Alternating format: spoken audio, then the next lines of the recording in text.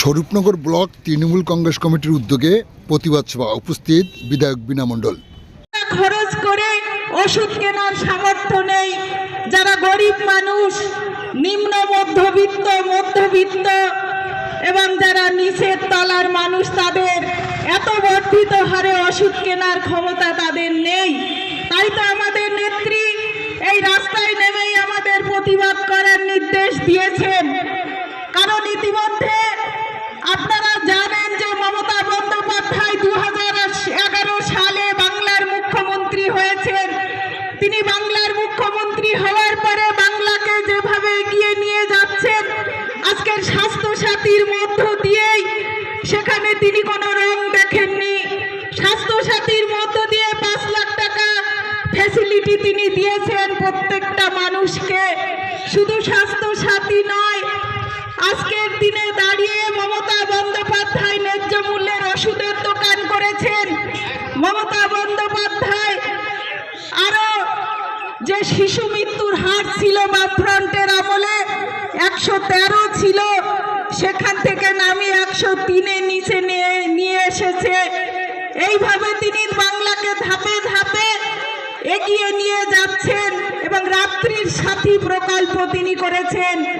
যারা মেডিকেল কলেজে সার্ভিস করে, যাদের হসপিটালে ডিউটি করতে হয় রাত্রিতে, সেই সব মহিলাদের জন্য তিনি রাত্রির সাথী প্রকল্প করেছেন।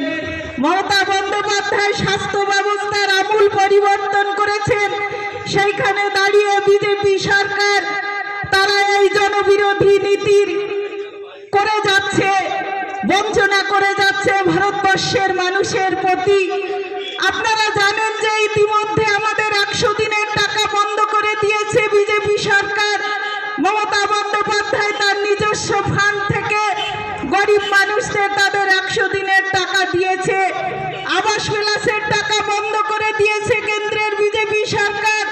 আমাদের মানবিক মুখ্যমন্ত্রী মমতা বন্দ্যোপাধ্যায় তার নিজস্ব তহবিল থেকে বাংলার প্রতিটা মানুষকে, তাদেরকে যাদের মাথার উপরে ছাদ নেই, তাদেরকে 60,000 টাকা দিয়েছেন প্রথম কিস্তির টাকা, এবং পরে আবার 60,000 টাকা দিয়ে দেবেন।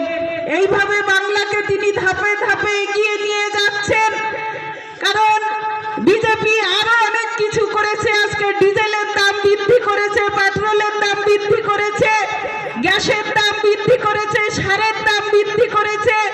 বাংলাকে তথা ভারতবর্ষকে একদম তলানিতে নিয়ে যাচ্ছে কেন্দ্রের বিজেপি সরকার। তারই বিরুদ্ধে আমাদের